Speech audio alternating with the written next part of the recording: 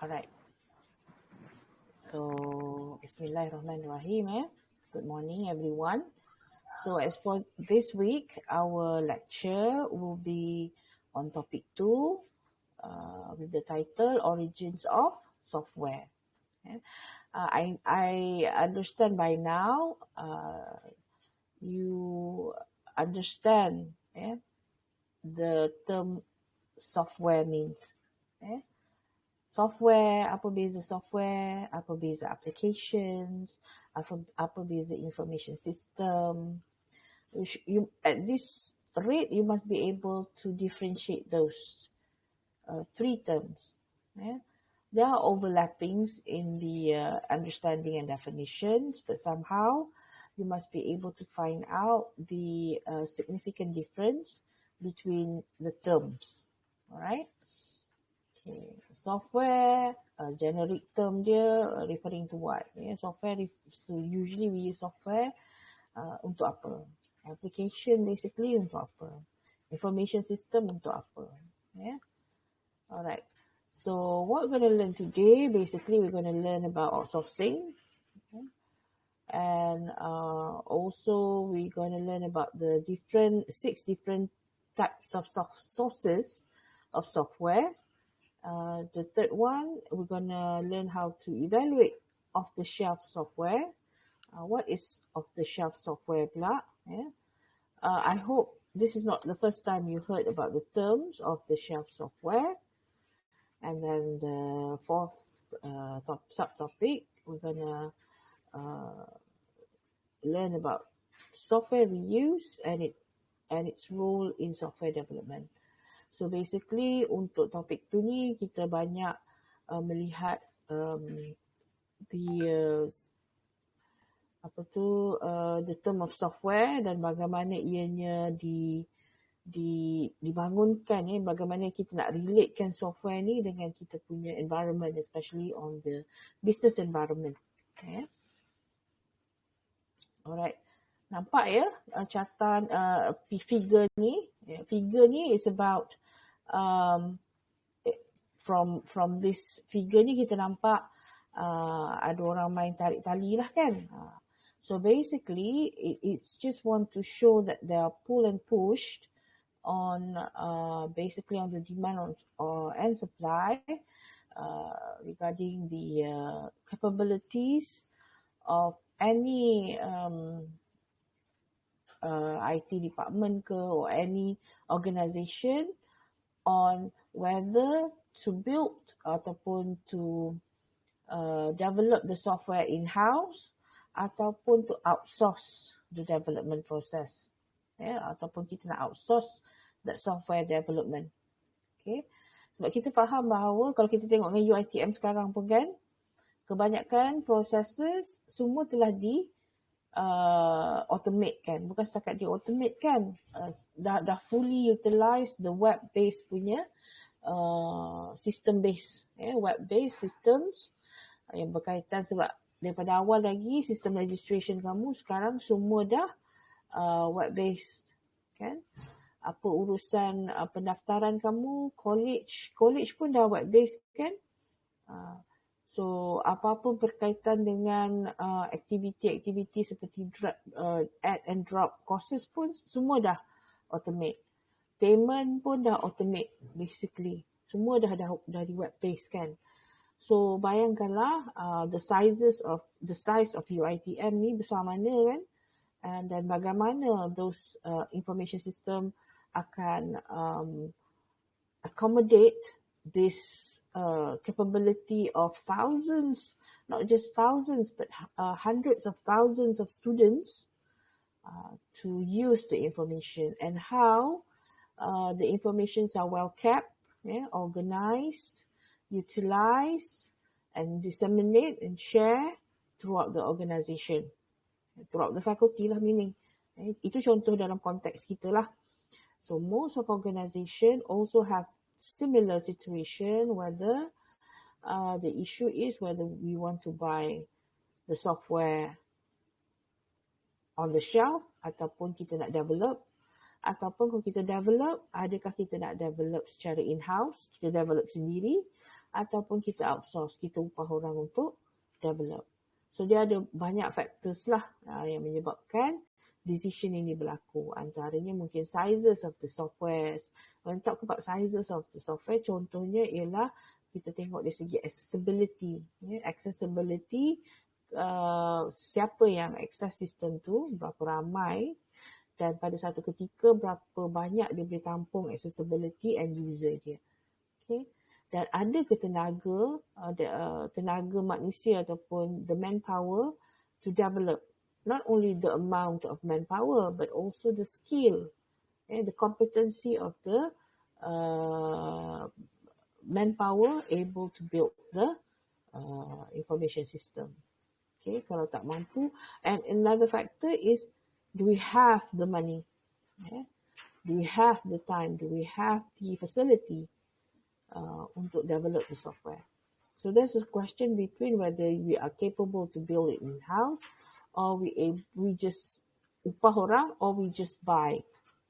Kita beli off the shelf. But usually when we talk about outsource, it's actually we hire other people to develop it for us. Okay. Sebab most of software development ataupun IS development ni is a project-based kind of activity. Okay, so project-based kind of activity ni dia ada short-term development, dia ada long-term development. Okay, short-term development so probably around about roughly lah about 6 months to 12 months, ataupun up until 18 months to 20 months.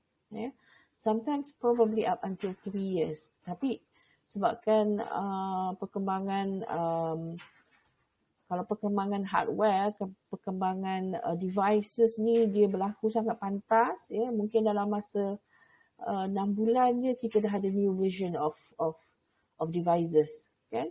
Apple sekarang pun dah makin ligat dia keluarkan version devices dia.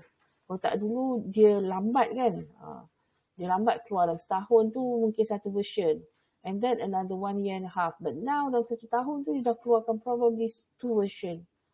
Okay, itu hardware on the devices, but on the software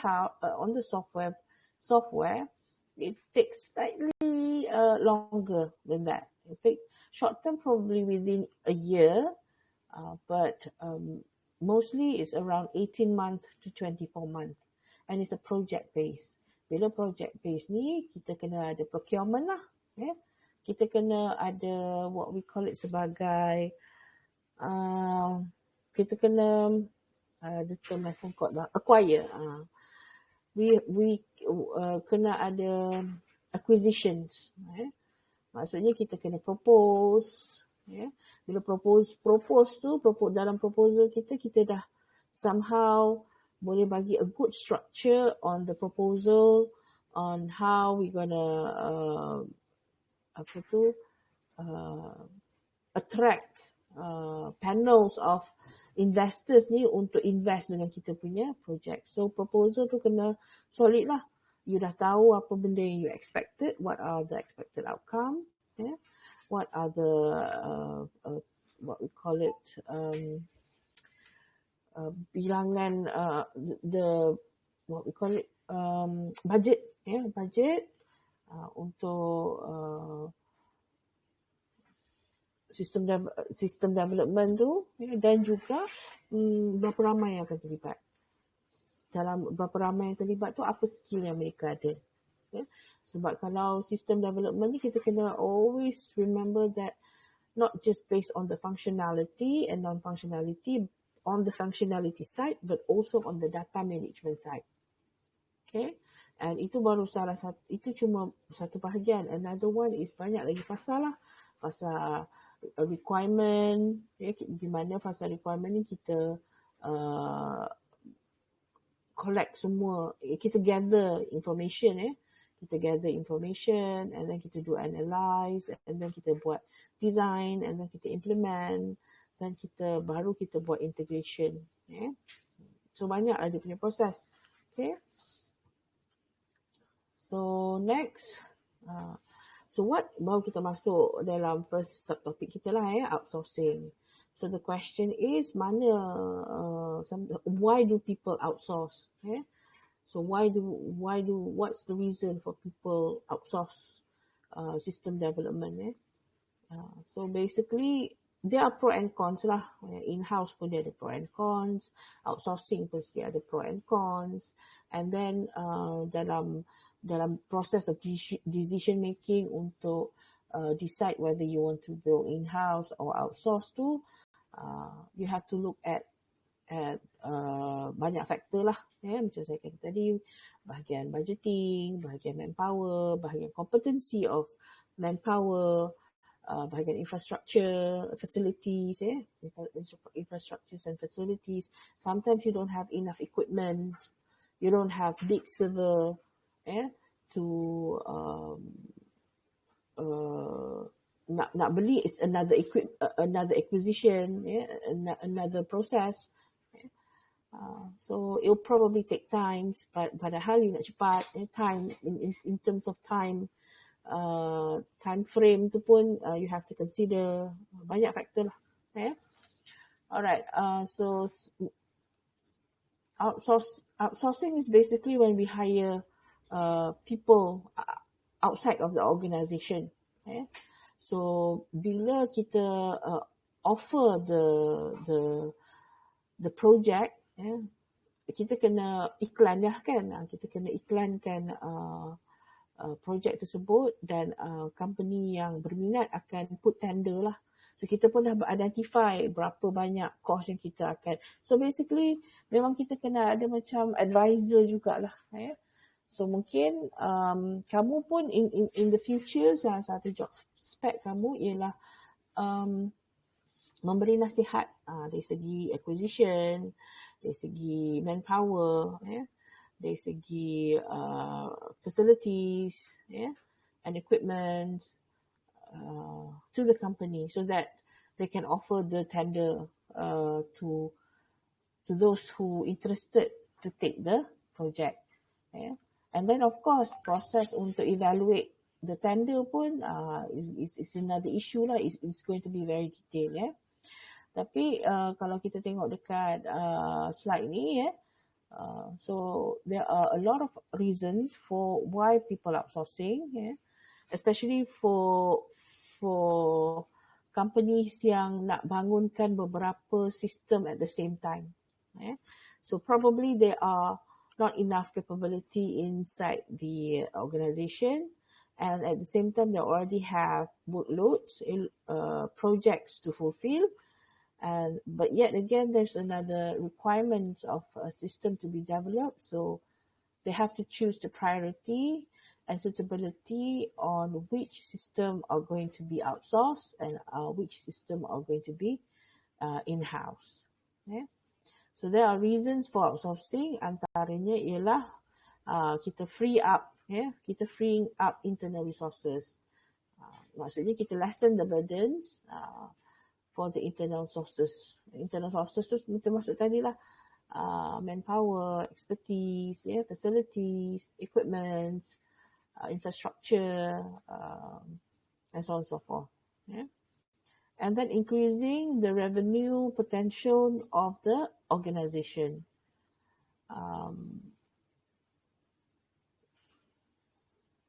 And then reducing time to market.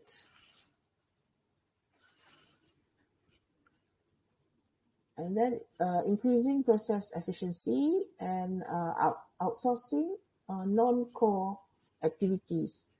The outsourcing of non-core activities ni maksudnya lepas you prioritize kan, prioritizekan apa core business, apa supporting business. Saya boleh reflect balik dekat value chain model tu. What are the primary activity, what are the non-primary activity.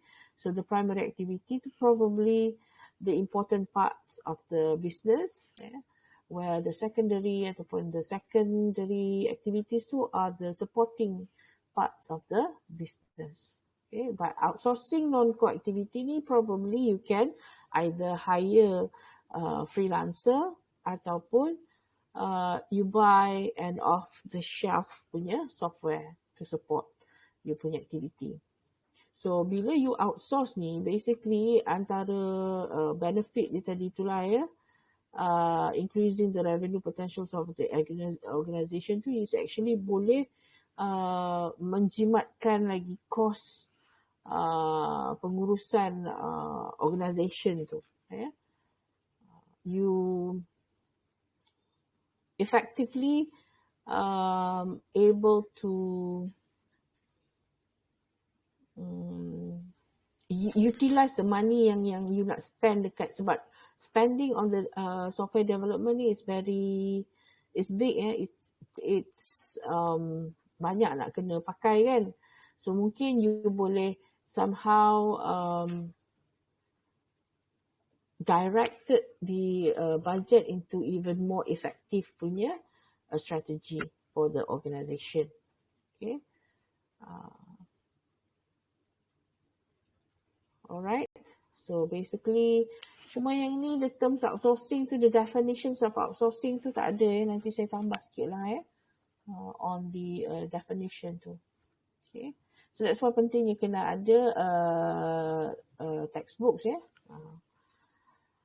Alright, okay, this is sources of software, antara sumber-sumbernya software tu. Basically, if you look at on the accessibilities and platform provided for the software tu, so we have quite a lot of types of software sources. Antaranya you can get it from the of course you can get it from the web-based. Web-based so basically it could be in cloud computing ataupun server-based, internet-based, web-based, or you can get it as open source.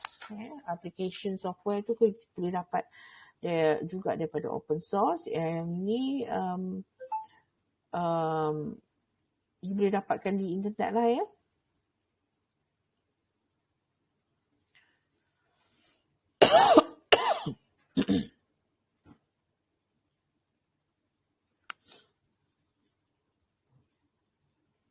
Alright.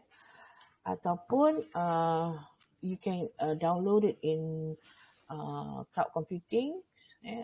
Contohnya kalau macam kita pun dekat sini pun ada macam-macam resources yang pihak IT infrastructure telah buat untuk kita utilisekan software yang telah dibeli dan boleh dicapai through online.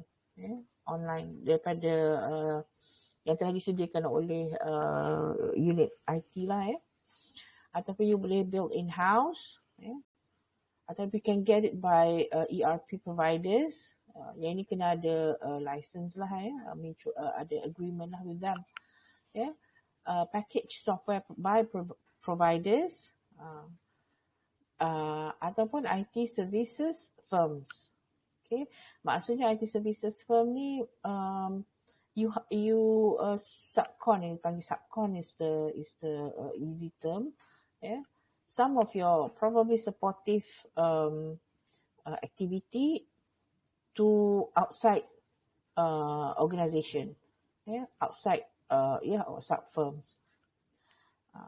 Tapi mungkin ia melibatkan it's a supportive non-critical punya processes. Okay. So ni antara resources yang kita boleh ada, sources yang kita boleh dapat untuk application software.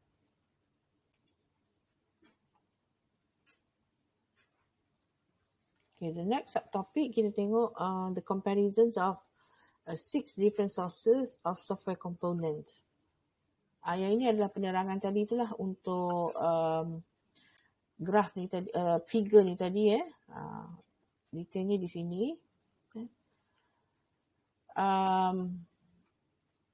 So IT service firm ni when tasks require customer support and system can't be built internally or system need to be sourced out. Contohnya macam sistem aduan airlines.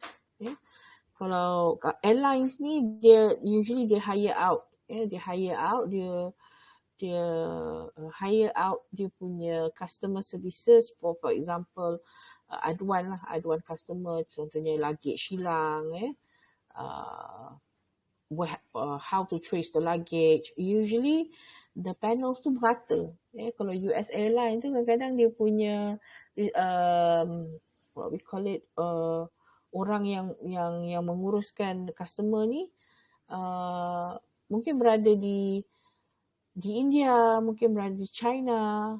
Kalau you tengok Shopee pun kan, kalau ada, bukan Shopee, contohnya booking kan, booking. Kalau you nak change date ke apa ke, dia ada juga orang Malaysia yang menjadi customer service dia, tapi dia ada juga customer service reception selagi kita panggil, datang daripada Filipina kan, so they can't speak Malay, so kita tahulah, rupanya they are outside of the our boundaries lah, our country. So usually it's for support system lah.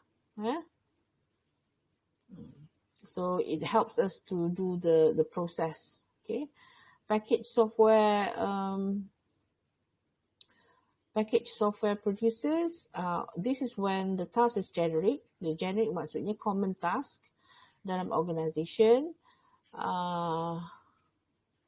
That would be, it also can be on the supportive activity. It's for generic tasks. Yang mana the engagement between the engagement of end user for this generic task is probably on a daily basis, tapi dia tak membebankan orang IT punya engagement. So generic ni contohnya you punya word processor, Excel, Office lah, Microsoft Office contohnya, your offices, ataupun you punya what we call it, anti-software, for generic. Enterprise-wide solution vendors is for complete system that cross-functional boundaries. Yang ini dari segi when you have cross-functional boundaries, itu salah satunya, atau it could probably based on geographical punya factor. Cross-functional boundaries by geographic. Okay. Yang ini some internal staff, you can assign seorang ataupun dua pegawai untuk monitor and consult, if anything difficulties happens, ataupun ada aduan daripada end user ke, then you must provide person in charge. Kalau macam package software tadi tu, mungkin you don't have to assign a person in charge, tapi ada officer yang somehow check tempoh license, to renew the license. So the work burden is lesser. For cloud computing, yang ini accessibility for generic application software. Yang ini mungkin tidak membebankan IT staff lah. Maksudnya dia tak perlu monitor, dia tak perlu advise, dia tak perlu control. So it's just there. Okay? Dia tak perlu monitor pun siapa yang ambil. Mungkin kalau ada masalah dari segi line tu, adalah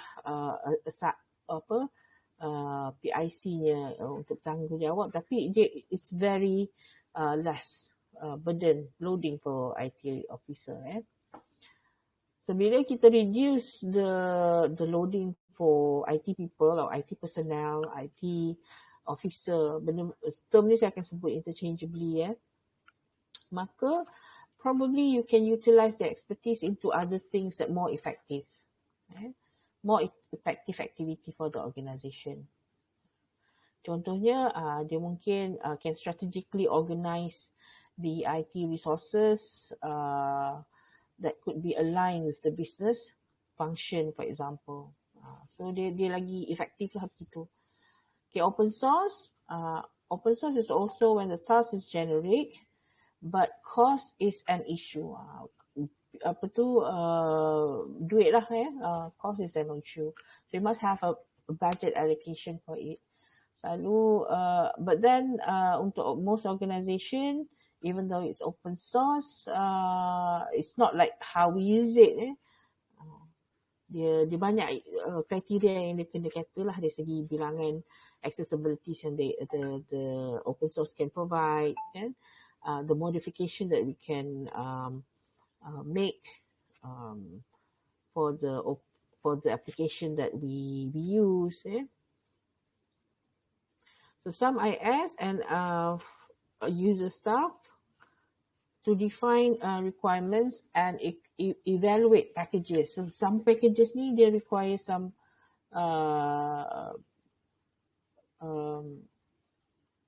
hardware punya requirements. So kena ada officer yang assess benda tu lah, yang tengok benda tu whether it's well equipped or not.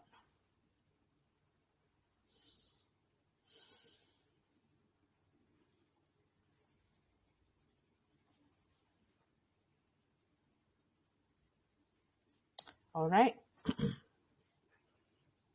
In-house developer, when resources and staff are available and system must be built from scratch. So you have to build the system from scratch. So internal staff necessary, those staff size may vary. So kita fully utilize the internal staff lah untuk setiap fasa of system development. So that is basically a different scenario, for each of the types of different sources of software components. One of the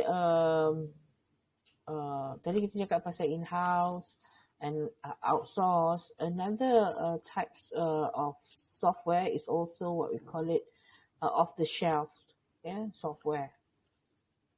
Off-the-shelf means you able to buy it lah. You able to buy it, and off-the-shelf means also among a common ataupun generic software. So there are several criteria for us to consider when choosing the off-the-shelf software. Sebab bila kita kata off-the-shelf software, meaning we have more than one option. Probably the option that we have to pick the software is more than we can handle. Macam banyak lah. Macam banyak lah pilihan dia. And then you have to somehow evaluate or access the option that you have and pick the most suitable or the most closest to your requirement, to your needs or to your environment, according to organization. Because some organization doesn't have the same situation and needs. It could be different. It could be varies. Okay, so the criteria to be considered is one of it. Number one, cost. Cost, whether you want to, you have to compare whether cost you want to build in-house or you want to outsource or you want to purchase. Purchase basically is license lah, licensing, because when we purchase, we have a contract. That contract is called license. What does it mean by it? It bound by the amount of accessibilities of end users to use the product. Itu most common for us lah. Berapa orang yang boleh guna? How many repetitive of installation that you can have for a certain license. Certain license, satu license mungkin dia bagi 5 orang to access or to download or to install. Some could be more. It depends on the functionality. And then the next factor is functionality. Okay, the functionality meaning what are the things that can do that you can do with the system. The tasks that the software can perform, the mandatory, the essential, and the desired system features. Kalau sometimes software ni pun pandai juga software company ni pandai juga. Dia mulalah bagi several range of pay for the license. Ada beberapa range kalau you bayar sekian banyak ni, berapa banyak functionality you dapat. Kalau you bayar sekian range of this, apa functionality you dapat. Nak dapat the whole package, maka you have to pay a different cost. So the variety of the shelf software ni is depends on apa yang dia offer. Yeah, if you agree with that offer, then yes, you can buy it. If you don't agree with that, then maybe look for other options or other alternatives. Okay. And then another issue is kalau you buy off the shelf software ni, salah satu faktor dia sebab kita nak pakai satu jangka masa yang panjang kan, license could be around few months to up till a year until 2 years. It depends on the offer because it's all they're calculative on the time frame that they give for their license. Ini business strategy juga ni kan. It's the types of business strategy juga. Okay. Another factors yang menjadi the longevity of usage for that software tu yang menjadi kita kira faktor jangka masa lama untuk kita guna sistem tu ialah vendor support. Okay. Bagus kalau vendor support itu very efficient. Kalau vendor support tu tak efficient, kemungkinan it's going to be an issue. Okay. Sometimes vendor kalau bagi bagus, vendor also provide training and vendor also locate satu PIC lah contohnya. Seorang PIC will be located at the client place. Then it will be very, very good. But it also reflect the cost and it also reflect the functionality. Okay. Vendor support. And then the flexibilities that the off-the-shelf software offers, with the ease with which software is customized. It depends on the flexibility. Sometimes the flexibilities come in the functionality or the cost. Yeah? And then finally, the documentation. Understandable and up-to-date user manuals and technical documentation. It's also macam kalau kita nak pergi training pun ya, usually kalau kita beli licensing product, they'll give us some sort of training, some sort of trainings, and during the training they also provide the materials, the documentations, the learning material we call it, and also they also provide the user manual that you can refer from time to time, okay, and also the technical documentation. So these are the criteria, ada lagi tak kita tengok. Okay, these are the criteria that we use to evaluate lah, whether the company ni nak in-house ke ataupun outsource ke ataupun nak buy the package software. In fact, kalau you nak start off with any IT project base, you kena evaluate this criteria. Setengah panel, sebab kita akan bentangkan kepada panels of stakeholder, sebab dia project based kan, dan you kena acquire budget. Some of the panel of stakeholder ni dia akan tanya, untuk system development ni mana yang lebih sesuai, you in-house, you outsource ataupun you buy.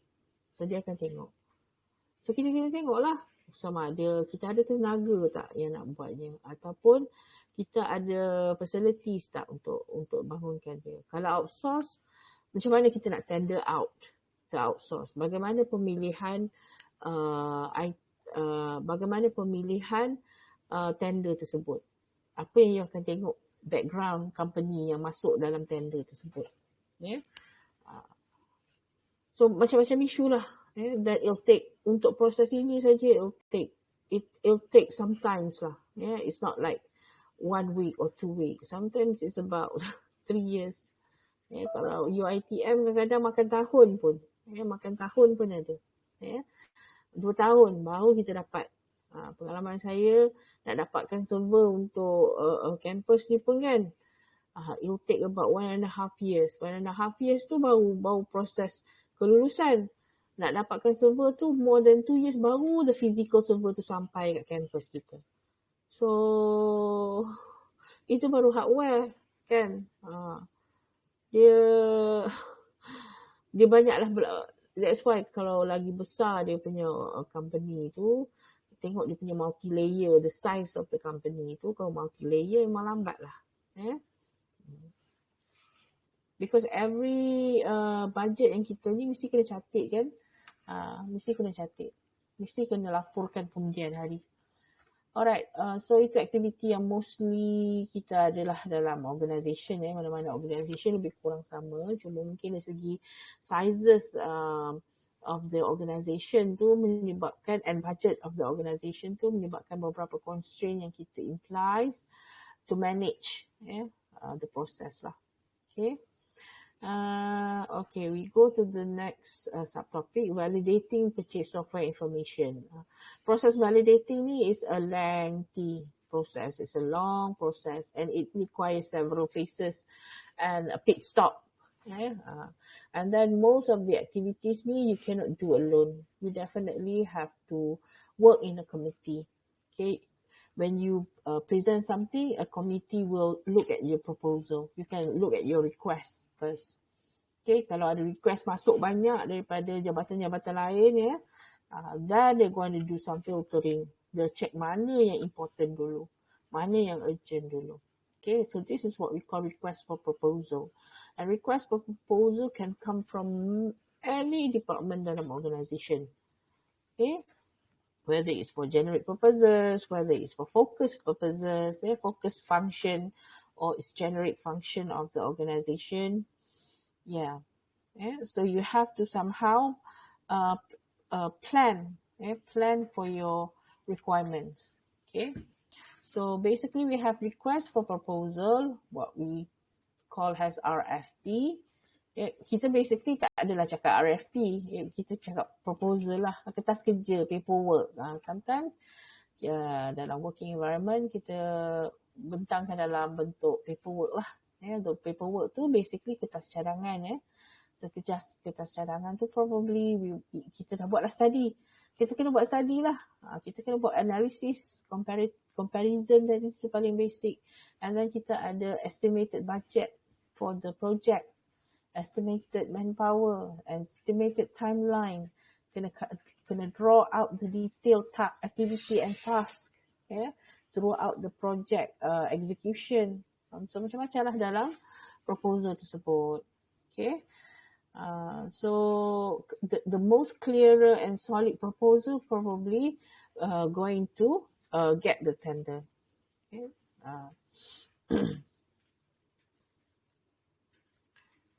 Alright, if soliciting RFP ataupun proposal ni, panggil proposal tu. Bila dapat proposal tu, kalau kita nak outsource dan kita kena open tender. Tendering project basically is another process.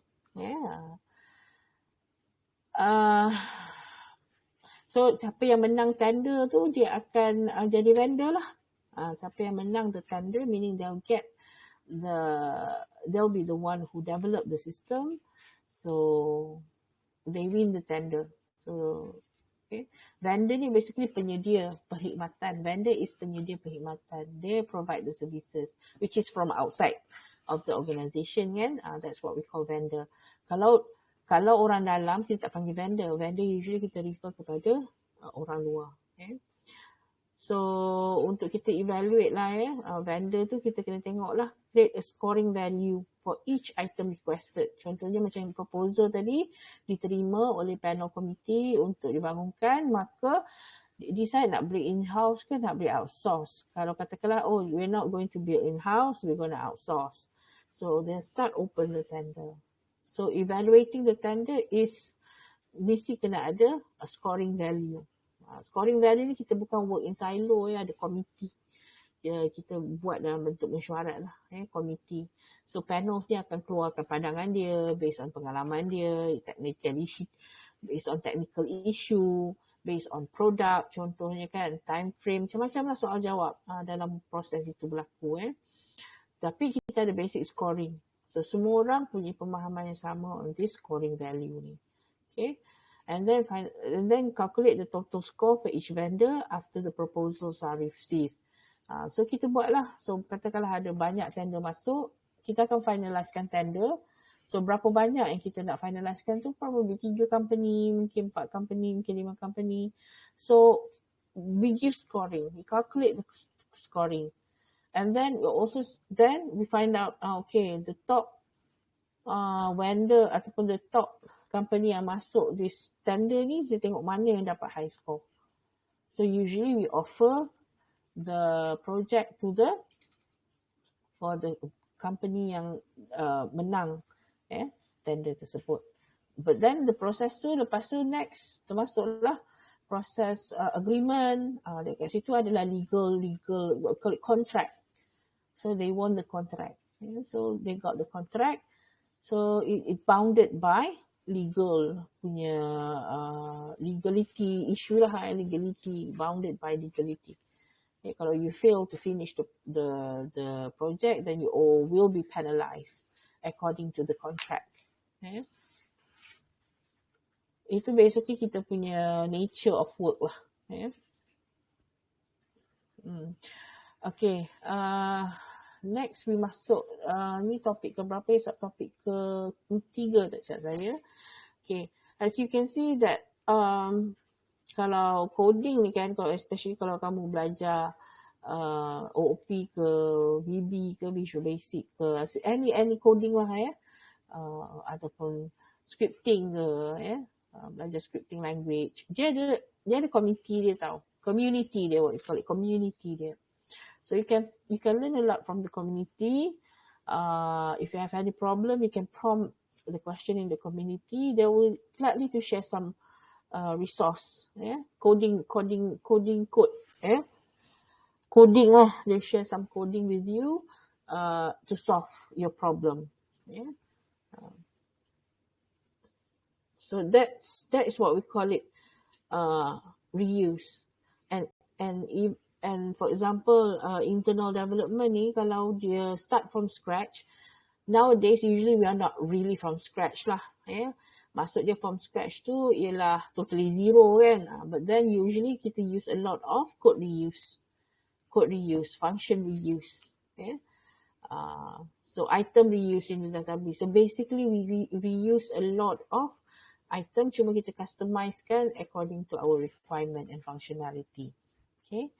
So code reuse is commonly applied to two different development technologies. Satunya ialah object-oriented development and component-based development. Mostly people code reuse ni banyak digunakan dalam object-oriented development and component-based. Untuk most of the activity for development technologies, banyak yang pakai component based development. Tengok yang pertama tu object oriented encapsulate data and behavior of common organizational entities. So kalau kamu belajar masa kamu belajar OP pun kan, sebenarnya banyak boleh guna code reuse. Dia punya library tu is actually one of the types of code reuse. Okay.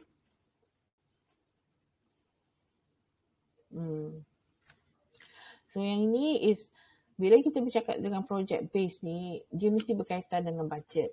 Because project base is so relatable dengan budget. So budget ni is something that the company have to keluar duit lah. Keluar duit. So it's a types of investment. It's a types of investment. So when we talk about investment, you have to manage your investment.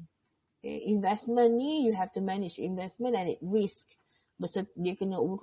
Kita kena uruskan investment ni bersama dengan risiko-risiko dia.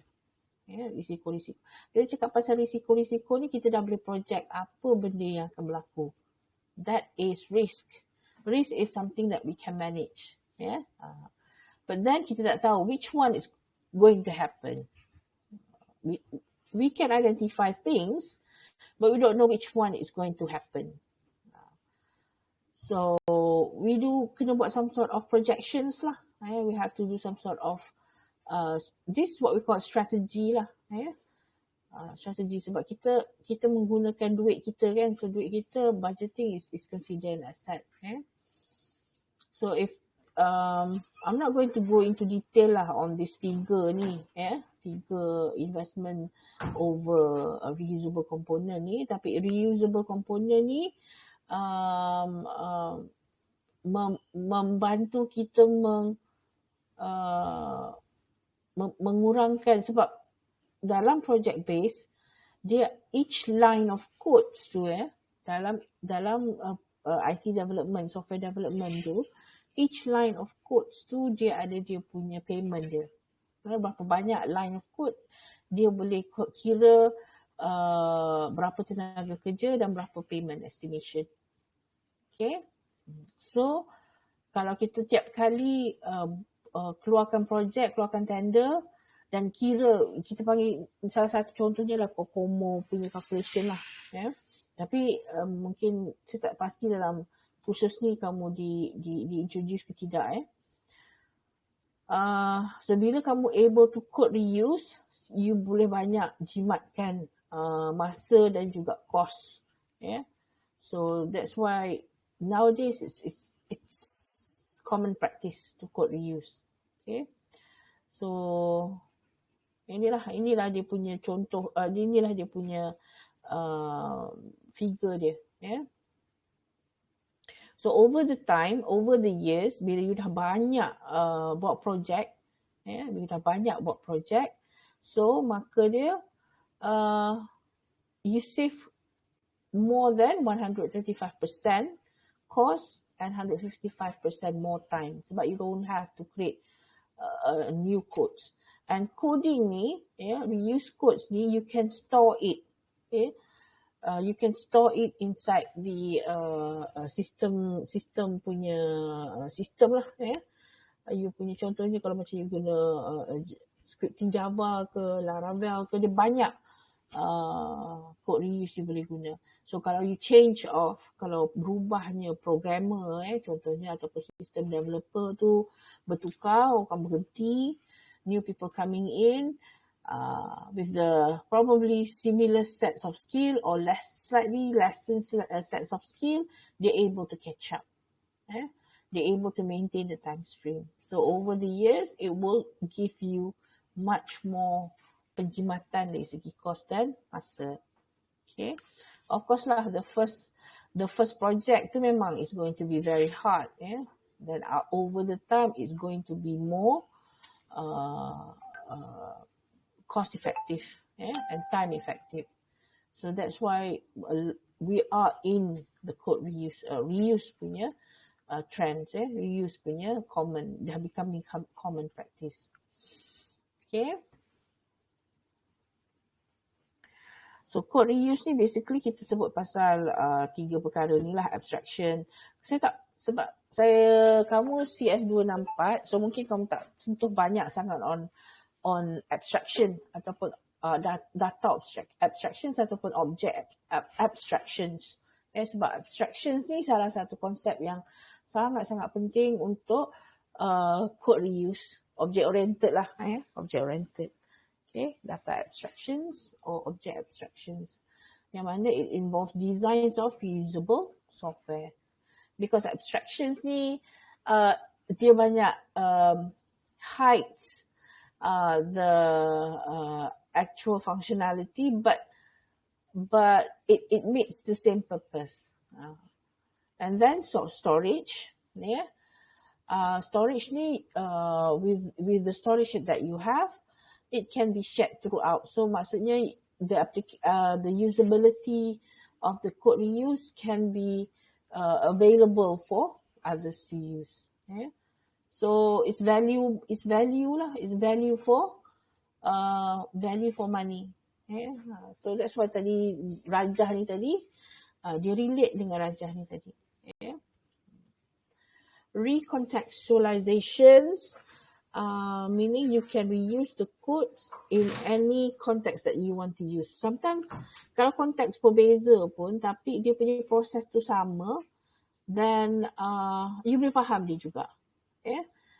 Contohnya lah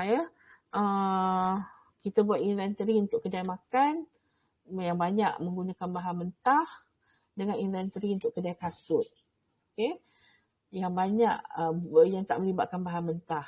Bahan mentah ni masalahnya apa? Masalahnya dia cepat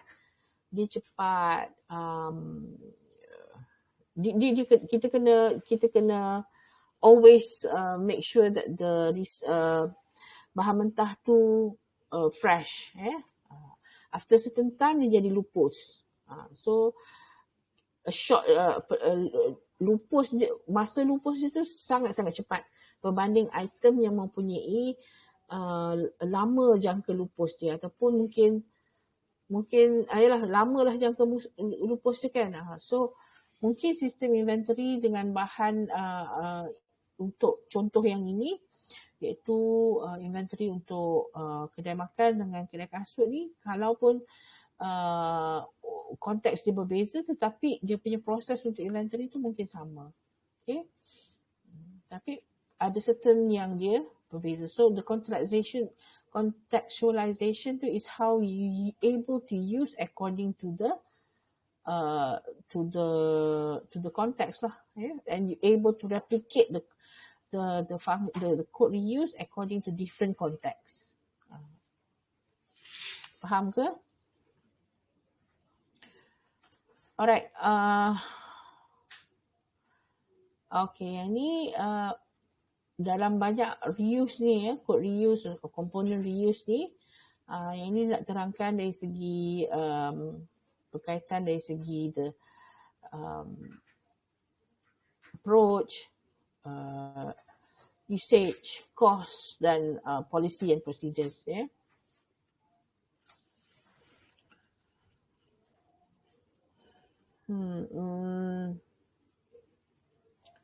Contohnya dalam sistem development ni, dia ada beberapa approach, contohnya ad hoc, facilitated, manage and design.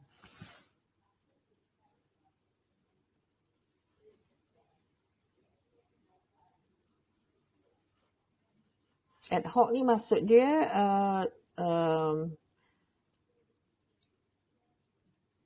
something suddenly happen, yeah, something that urgently happen, something new came up and you need it right now, you need it quick, yeah, so it's ad hoc. Okay. Kalau ad hoc tu maksudnya you kena develop lah, yeah. So kalau ad hoc you tak ada reference, then non to law lah, yeah.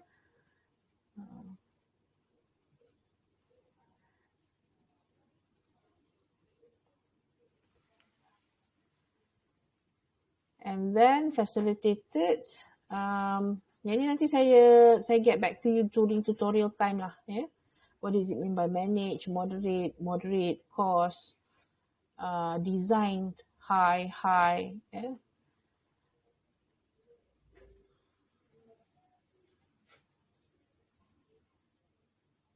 Maksudnya reuse of a level tu highly reuse lah, highly reusable code are used in the development, yeah, are used in the development, and when it is used, then it will be calculated as the budget, yeah. Nanti kita discuss balik ni dalam tutorial time. Okay. Next. Alright, so basically in this session we explained the outsourcing. Outsourcing ni pun definition tak diberi, ya. Nanti saya update sikit lah on outsourcing definition dia, yeah. And then describe 6 different sources of software. Yang contohnya tadi cloud computing. Lagi ada beberapa tadi kan. Yang ni kita tengok balik kat atas. Cloud computing, in-house, package, yeah, service firm and so on and so forth. Discussions on how to evaluate off-the-shelf software. Yeah. Evaluate this one. Yeah. Criteria to consider. Yeah. The cost, the functionality, vendor support, flexibilities and documentations. Okay, and then explain code reuse, yeah,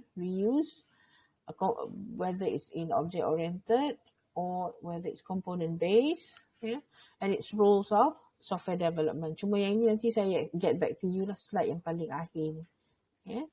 So basically pendek saja untuk topik 2 ni, yeah, iaitu origins of software and how we relate the software in the organisation tu untuk kita sama ada develop in-house ataupun kita outsource, ataupun kita buy off the shelf.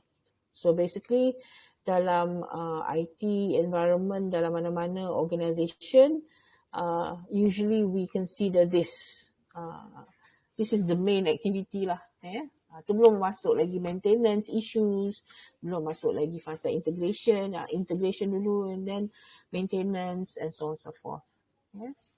So ada soalan tak? So basically untuk lecture kita pada topik tu hari ni tak banyak lah, it's just about 13 slides. So ada soalan ke?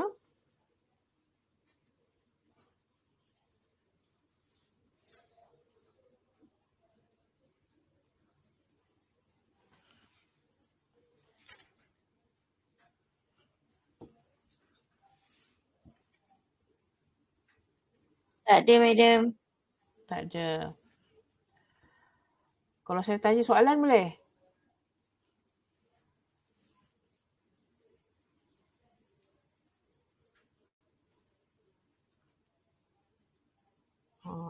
Sekejap juga. Okay. Alright. Okay. Untuk hari ni, that's about it for topik tu. Dan saya nak remind kamu, don't forget to click attendance. And untuk group tutorial ISP550B1, kita akan bawa balik ke jam pukul 8. Pukul 8 Khamis, pukul 8 pagi, back to the original jadual. Untuk 4B2, Rabu kekal, tak ada apa-apa perubahan. Untuk siapa yang baru masuk. So saya akan share these records for topic 2 for you to revise it later, and then saya akan share related. I try to look at the e-books for you to refer. Okay. Kalau tak ada apa-apa soalan, I will end the session. I will stop recording and stop sharing. I will end the session. We thank you very much and Assalamualaikum warahmatullahi wabarakatuh. Thank you, madam. Thank you, madam. Thank you, madam.